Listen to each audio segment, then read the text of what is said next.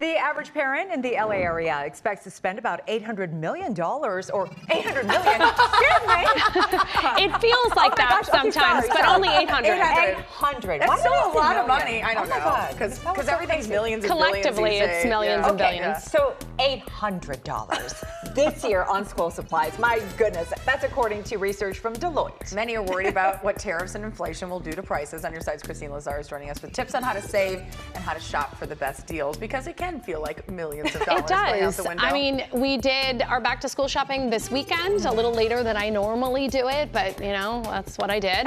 And then we did the clothes shopping too, because you know, kids want a brand new outfit. Yeah. Oh, I already have the first day fit that I've been told is happening. Yes, and you just feel like you're bleeding money. Yep. And I will say every year it gets more and more expensive, and I definitely noticed this year I just felt like, yeah, we're feeling it, right? But we got some good tips to save. So a recent survey by U.S. News found that 85% of Americans are concerned about the rising cost of back-to-school supplies due to tariffs. Experts we spoke with say there is cause for concern, but there are ways to stretch your dollar when it comes to filling your child's backpack.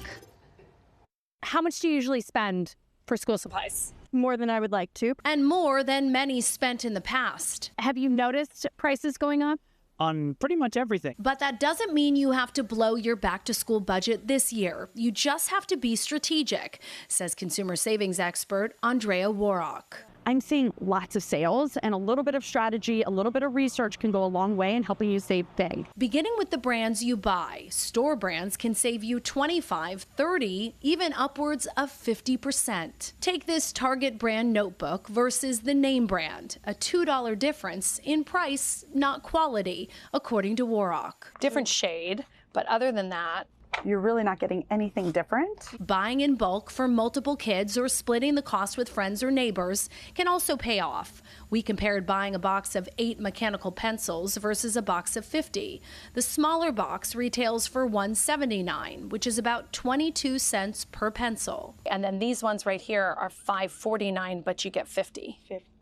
10 cents per pencil. I mean, that's a huge difference. That's over 50% savings. Another pro tip, don't shop at just one store. Warrock says big box stores will offer what they call loss leaders, items at deep discounts, like these 25-cent glue sticks or crayons. And the idea is that these retailers are willing to lose on the profits of these products because they know they're getting you into the store, hoping that you spend more on full price items. But you can beat them at their own game by only buying what's on sale and shopping at more than one store, says smart shopping expert Trey Bodge. Say Marshalls or JCPenney, Kohl's, those are great for clothes. If you have multiple kids, I always suggest buying in bulk. Try Costco, Sam's Club. Also, don't forget your lower cost retailers, like for example, a Dollar General.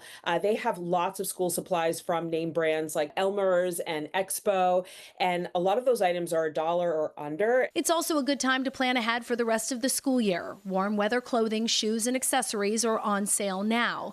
But if you can, hold off on buying electronics until Black Friday or Cyber Monday. If you can't wait to get your student a laptop, consider a refurbished one or price compare online, as many big retailers will price match. And if you're already in store, make sure to check the retailer's online price for any item you buy. And this bento box in store is $25, but when I check it on the website, the price is $20. You'll usually get the cheaper price at the register.